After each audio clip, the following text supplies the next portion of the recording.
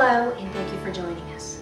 We're about to introduce you to the Tennessee Department of Corrections' greatest success story.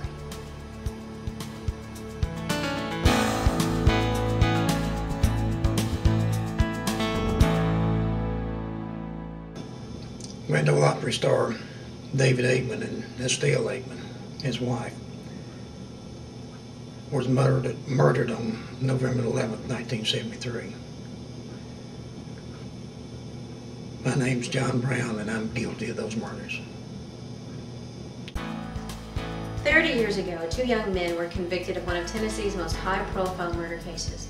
Only one of those convicted remains alive and incarcerated today. 30 years ago, I come to prison. I was probably one of the most angriest people you'll ever meet in your life. I didn't like myself. And if I didn't have any respect or like myself, then I certainly didn't have none for anybody else. The Department of Corrections put me in solitary confinement for almost 3 years. Now, why they done it, I don't know, and it doesn't make any difference why they done it. But the point is that probably helped me more than anything else did. Because I had an opportunity that few people have. I had an opportunity to look at my life. I had an opportunity to evaluate my life and try to figure out where I went wrong, why I was angry at me and the world around me. Yeah. And I never felt like I fit in. So 3 years,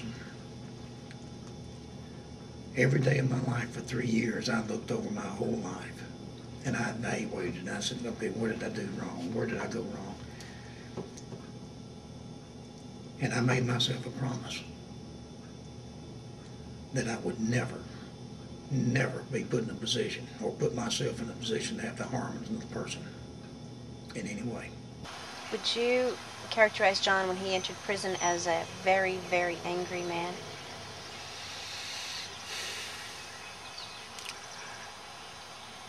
I would not characterize, I don't know that angry is the word for it. Immature was more how I would describe it. More immature is what we see a lot of, what I saw a lot in young men coming into prison.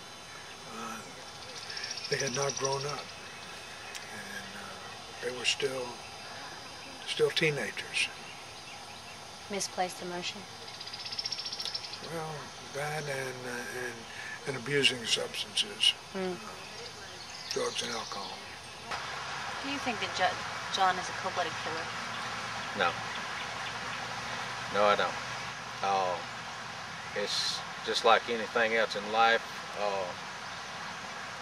Alcohol and drugs, and it's a sad thing that they control people like they do. But if you get involved with alcohol and drugs, you wind up doing things that you normally wouldn't do. How did the Tennessee Department of Corrections inspire John Brown's amazing transformation? John rehabilitated. I didn't know him when he was in his prior life. I know who he is now. And he is somebody that I would have no reservations whatsoever about having in my home and around my friends. Or, as a matter of fact, when he does get out, that's exactly what's going to happen. Because we will have him among friends, we'll have him among business people, because he has a capacity to motivate people to do things for other people. And I think he has a story to tell, not just on I want to go do those things. It's a story to tell that he's already done them and what more he can do with that. So is John rehabilitated? I can't imagine what his life was like before now. Yeah, I think he is. The minute he got out into a general population, he signed up for college, got a job, and was working full-time and going to college at night full-time. He signed up for AA immediately and has continued in all kinds of self-help organizations. He was leader of the 7-Step Foundation for 4 years. He was in Parents in Prison and was a leader in that for several years. He always takes opportunities to improve his life. Every opportunity that is available that the Department of Corrections offers, he takes it. Whether it's a new college course, and he did go ahead and finish college. He got his Associate's Arts with high honors. I was very proud of him for that.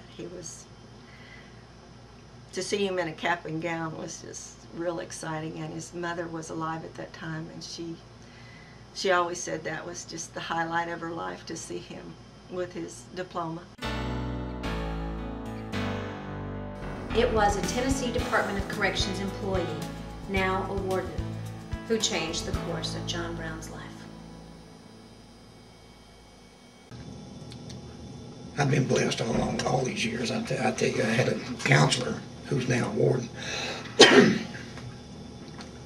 call me to his office, looked at my record, and he said, "You don't have an education." I said, "No." So he got me in school. And he seen that I had an alcohol problem and drug problem, and he got me in AA. And he seen that I had a real low self-esteem, and he got me into a program called 7 Steps. Now, he not only got me in those programs, every week I got called to his office and I had to give him a progress report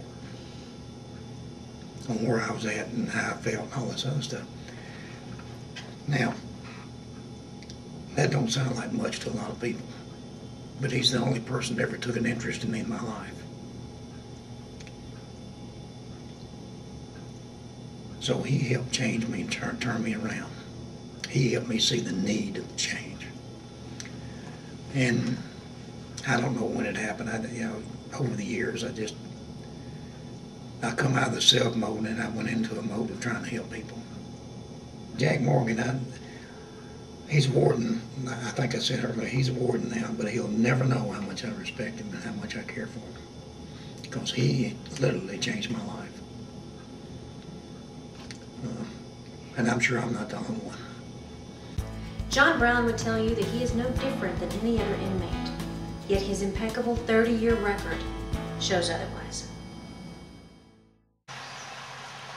Like I said, he's proved himself.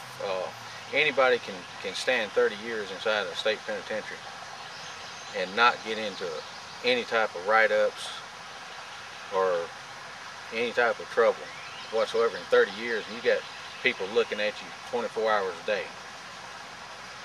And you got people out on the street that they can't go a week without getting in trouble.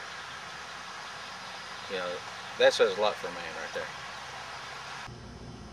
Yes, he committed a horrible crime, but he has served time for that crime, and he has used that time productively. There's not another inmate in the state of Tennessee. If you want to compare every one of those thousands of inmates, I challenge you to do it. I don't believe you'll find another inmate in the state of Tennessee with such an exceptional record, and you will never find another one with as many achievements as my husband.